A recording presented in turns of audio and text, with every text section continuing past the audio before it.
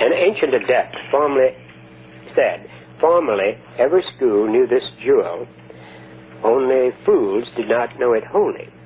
If we reflect on this, we see that the ancients really attained long life by the help of the seed energy present in their own bodies, and did not lengthen their years by swallowing this or that sort of elixir.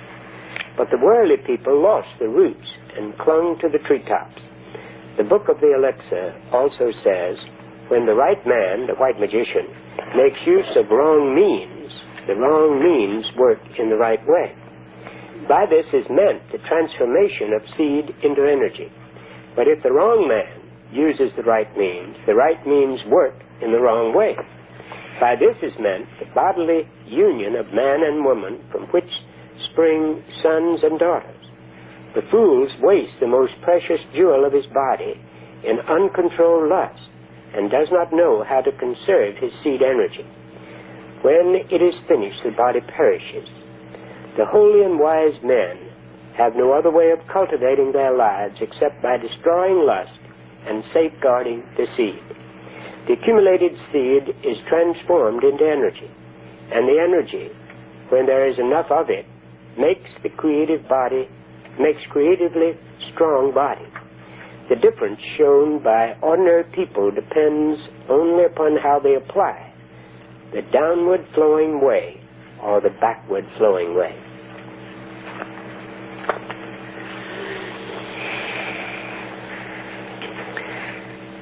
Notice the very second line of that paragraph 105. Only when they have sincere intention in the work. You see, the readings say the most important thing is setting the ideal. There must be the right purposes. Top of the page, the ancients attain long life by the help of the seed energy present in their own bodies. The readings say, keep the pineal active, you'll never grow old. Then Mahatma Gandhi once said that ultimately sex will be used for procreation only. Well, I think that's in the readings too. Gandhi, you know, had an inordinately strong sex drive, and once he was drawn away by that motive, and his father died. He knew his father was near death, and he missed being present at that time, and that's when he made the big resolution to become celibate. Now, his wife worked with him the rest of his life. She was an assistant. But the biographer says that he had the zeal and commitment and energy and so on that he did have because of the way he used that energy. And in his biography, it relates once in his later life, there was one who appeared on the scene to whom he was tremendously attracted and tempted. But he reports in the autobiographical comment that he felt that if he had succumbed then, he would have lost it all. So, at least from that point of view, this was a very important thing for him, and he and those around him thought that the tremendous energy he had was because of that lifestyle. Now, as I understand the readings, it says that should be something that is an outgrowth, if it occurs as a natural outgrowth of your meditation, instead of sort of a vow that you take before the body and the mind are ready for it. So there were those apparently who in previous lives had taken the vow but hadn't had the consciousness and commitment to they weren't really working with the energy in the most constructive way, and then they got into trouble too, according to their life readings. Then and now. Then and now. Now, a lot of this will be coming out in a membership book in a couple of months.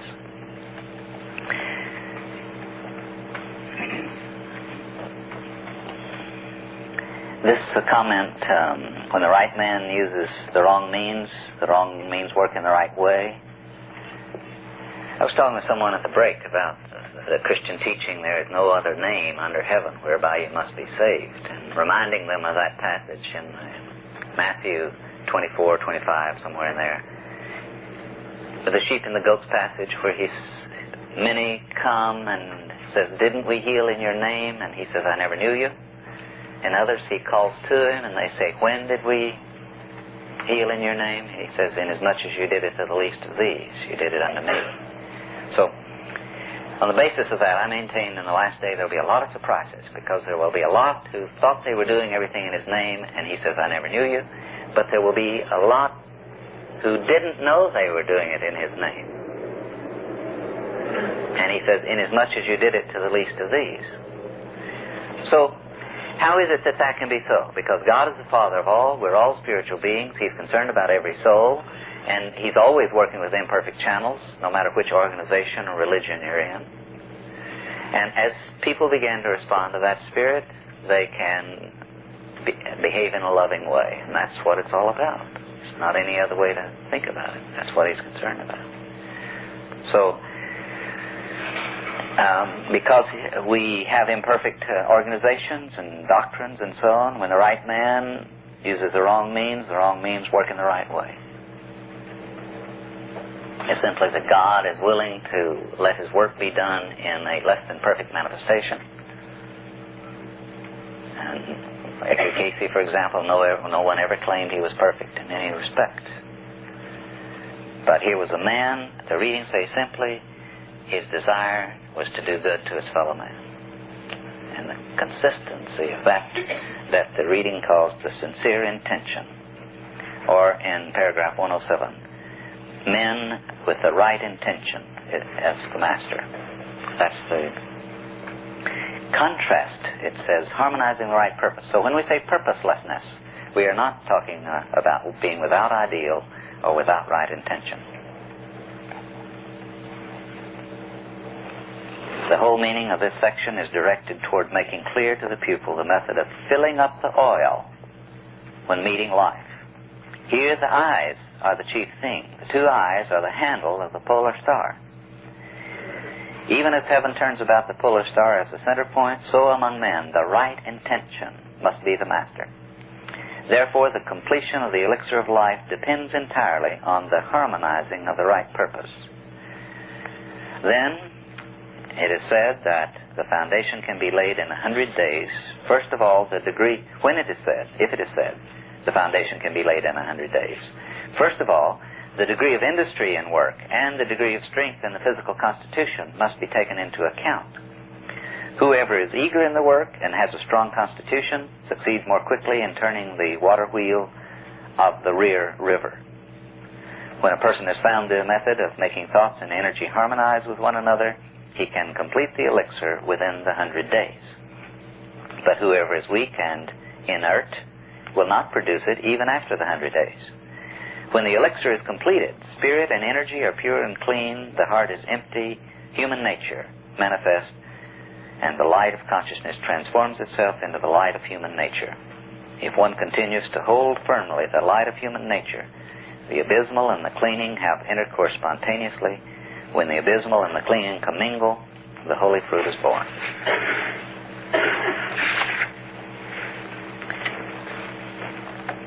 The ripening of the holy fruit is the effect of a great heavenly cycle. Further elucidation stops with the method of the heavenly cycle. Remember, back at the top of page 62, it refers to a small heavenly cycle. Now this is a great heavenly cycle. This book is concerned with the means of cultivating life and shows at first how to start by looking at the bridge of one's nose. Here the method of reversing is shown. The methods of making firm and letting go are in another book, the Husming Thang, Methods of Prolonging Life. Now, if you'll notice the footnote, it says another name for the Hui Ming Ching, and then if you turn over a page, you'll find that you have that book. We haven't included it in our schedule. Helen may want to make some comments on it because it starts immediately with a discussion of the diamond body. Now we have our summary. The Tao, the undivided Great One, gives rise to two opposite reality principles. Would you look over at the chart while you follow this reading? You see, the Tao gives rise to the dark feminine spirit yin, yang, the light, the masculine spirit. The Tao, the undivided great one, gives rise to two opposite reality principles, the dark and the light, yin and yang. These are, at first thought of only as forces in nature apart from man. Later, the sexual polarities, and others as well, are derived from them. From yin comes kun, the receptive feminine principle. From yang comes chen, the creative masculine principle. That's these two trigrams here. Completely masculine yang, completely feminine yin.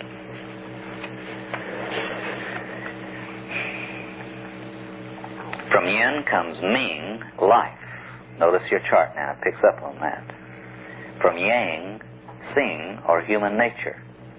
We studied about this in the very first. When the one note of individuation enters into birth, life and human nature separate and never see each other again unless the utmost silence is attained.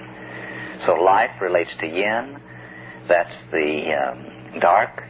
Sing, or human nature, relates to yang, that's the light.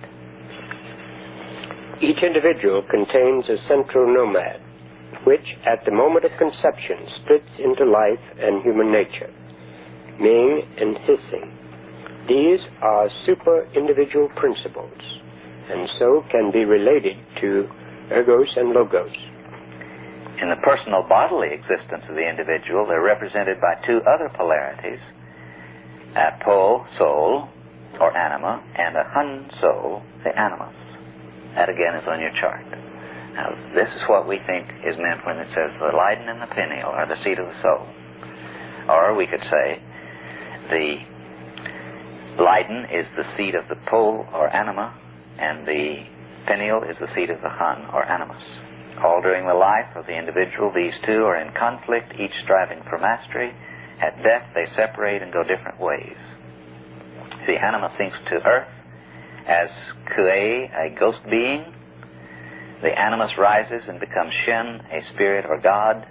Shen may, in time, return to the Tao.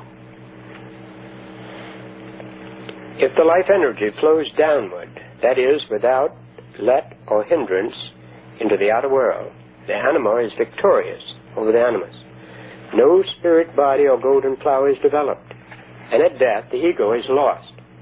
If the life energy is led through the backward flowing process, that is, conserved and made to rise instead of allowed to dissipate, the animus has been victorious, and the ego persists after death. It then becomes Shen, a spirit of God, a man who holds to the way of conservation all through life may reach the stage of the golden flower, which then frees the ego from the conflict of the opposites, and it again becomes part of the Tao, the undivided Great One. Questions, yes? I understand here at the last we're putting the light and the human nature with the hot, which is not what we've done here before. You want to comment on that? We see more clearly with more careful observation. What are you going to do with life and you see you've got the man in the earth? Life is consciousness. That's the man in the earth. It just means the consciousness, our present waking consciousness. But we've always known the work is to take in hand the work on human nature. That is, to become the higher pattern. But on rereading this time, there are several references. The text is consistent on that. That seeing the human nature refers to the golden flower pattern, and Ming, the life, refers to the present consciousness and the lower pattern. I want to draw your attention again to the Search for God readings, and specifically in Book 2, or if you get the Home Library series of the study group readings, begin studying the material on the destiny of the body. Now these passages on destiny, destiny of the mind, destiny of the soul, destiny of the body, say simply this: the soul is of God's making. The soul, therefore, is His responsibility, and its destiny is to return. That one day will happen. When we get to work, it may happen the sooner. And by the sooner, we're concerned with time periods of millions of years. All right, the destiny of the soul is with God. The destiny of the body, that's our responsibility. The question is, what are we going to do with the opportunity? Each human birth has that separation, but in the opportunity for the coming together, the chance to produce this diamond body, or this resurrected body, or this glorified body. Now we can, when the soul returns to God, it can return empty-handed, or it can, like the parable of the talents, we can do something with that opportunity. And the readings are very strong on this, what glorious thing this will be to take back to Him a glorified body. Now, what does glory mean? The ability to serve. That's the whole Search for God definition. Glory means the ability to serve. There's a whole chapter on it. A glorified body is a body that has that unlimited ability to serve. So that's what we're talking about here. Now, at death, if this hasn't happened, then those two, the central monad, the soul, separates into these two poles of the soul. And if we don't develop this body, then we have that empty shell that goes one direction, and the soul goes another, and it may or may not for a while return. But there's that outcome, but there's another possible outcome. That sounds like the story of the talents, then. Exactly. It's the story of the talents. That's what happens to most human births. I think it's also a story of the resurrected body. When Herb uses the word body there, and you heard him define it, he's not talking about the body that you think of, this body. He's talking about the refined, the purified, the diamond body, or the one that has gone through this experience of the Golden Flower awakening. Because it's that body that we use in other dimensions. I have a lecture called Preparing for Your Resurrection. And I have 7 steps. I don't know if I can give them to you now, but they include repent. And then we moved into rejuvenate and regenerate, and then into reincarnate, and then to resurrect. But there are successive steps as we begin to concern ourselves about becoming whole, about healing. There are these continuing opportunities, movement. In other words, it's not that you just have it or don't, but when you set out on this path, there will come the chance in successive experiences to prepare for the resurrection. That is, the last to be overcome is death.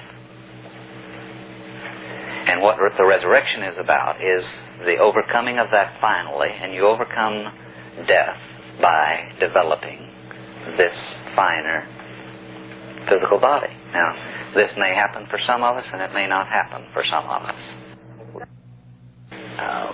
There are many references to resurrection in the readings, and they relate.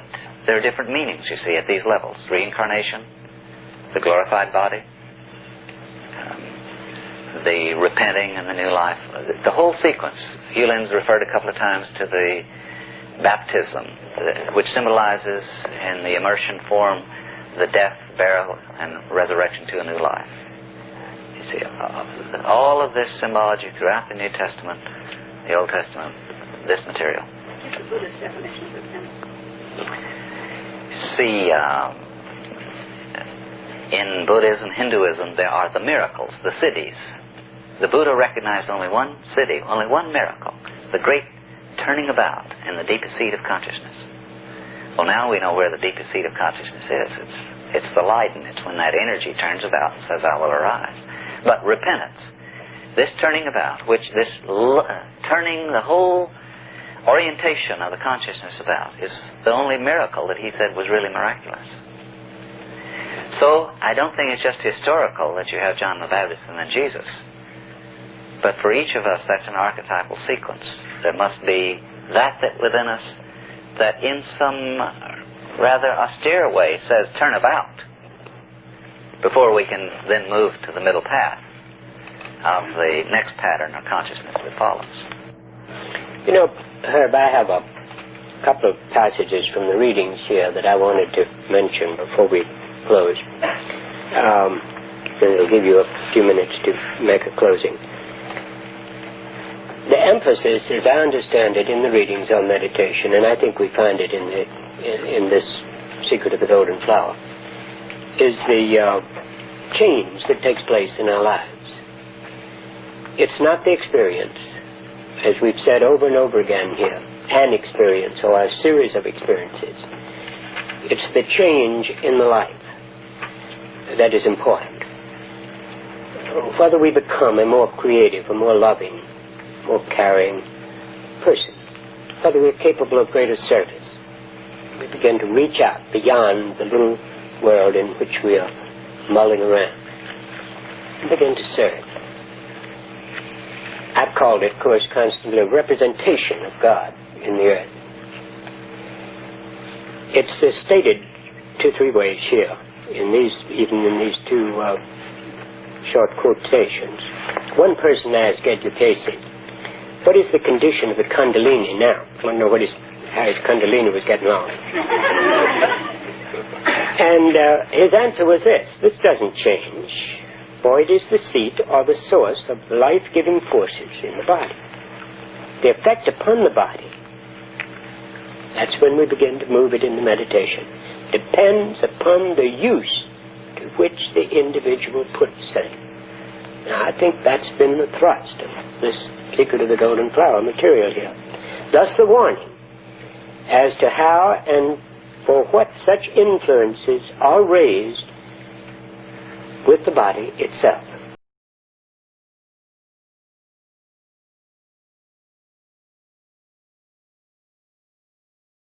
Don't kid yourself that this can't get you into difficulties if you misuse it. It's the turning it into the spirits, the fruits of the Spirit being manifested in your life. That's where you're really going with meditation, as I see it from the readings and from this. Here he says it again more seriously. That, by the way, was 2481-2. This one is 294142. The activities of the glands, we've been talking about the endocrines here, used aright, may bring serenity, hope, peace, faith, understanding, as the experience of the entity. Misdirected, the energies may bring doubts, fears, apprehensions and contentions, disorders, disruption in every portion of the body. It is the electron that is life itself, but raised in power and then misdirected, may bring death itself. 2941-142.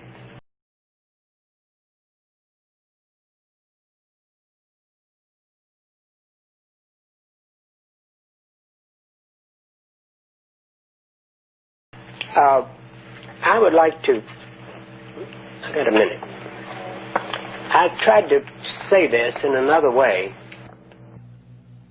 Fear in many forms. Man doubts his fellow man, himself, and his God. Much of this fear may well arise from having become separated from an original state of spiritual consciousness, a Garden of Eden, the Father's house. It seems reasonable that the path of the spiritual quest, the returning to a state of spiritual awareness, must surely at times lead inward past the dark areas of accumulated guilt and prejudices and fears and frustrations resulting from many false starts to the lighted areas of the creative or God mind. Unless we can believe that such areas of the self exist, where we can meet God face to face. We are doomed to a self-created world of confusion and perhaps self-annihilation. The history of man's progress is the story of those who have found inspiration and guidance from the creative power working in and through the innermost recesses of the mind and soul. Each individual, according to his own readiness for the search, can begin. I've called this a venture inward. Now, when you start that venture inward,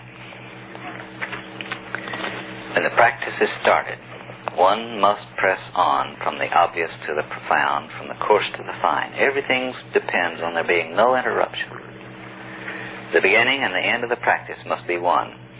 In between, there are cooler and warmer moments. That goes without saying. But the goal must be to reach the vastness of heaven and the depths of the sea, so that all methods seem quite easy and taken for granted. So, the pressing on is so important. There's a question here about lost opportunities. And this says there are no lost opportunities. When we turn to Him, there are no lost, never too late. I've noticed over the years a similarity of these two expressions, the secret of the golden flower and the search for God. And I think we really have our secret of the golden flower in this material if we want to pursue this American as apple pie approach.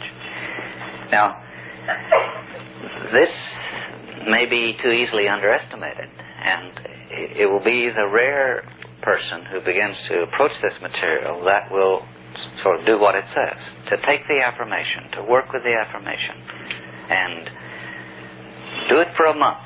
One reading says a lesson a month. So let's say there are 24 lessons. You have a 2-year program here. Memorize, work with that affirmation, and get a sense that it was an inspired affirmation. If it's not some laborious connecting of King James expressions, but rather it comes from the most inspired source, then I think we have an integration of yoga here. I read of Sri Aurobindo's integration of yoga. He says there is knowledge, or jnana yoga, that's understanding the law. There is bhakti, which is devotion knowledge. And there's karma knowledge, which is the life. Now, in this program in which we have the understanding of the law with this material, work with the devotion in meditation with these affirmations related to the material, and then work with a discipline or an application form related to that principle, we have an integration of yoga of the highest order, I think. It's the understanding, the quickening of the true purpose, intent, and devotion, and the application. Now, this includes then all of the ingredients, the principles, and unless you read the readings themselves, you miss some beautiful jewels. So this, if you want to pursue in depth understanding and application of the secret of the golden flower, this is my recommendation, that you pursue this as your next step in study.